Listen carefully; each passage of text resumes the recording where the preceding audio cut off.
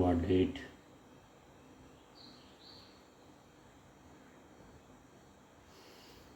abnormal conditions,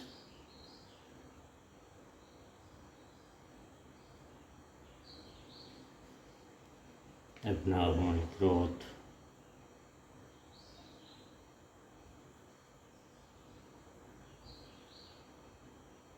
abnormal growth rate,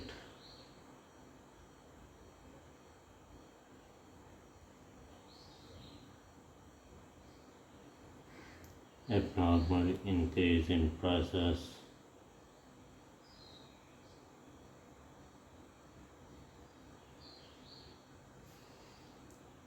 abnormal relations,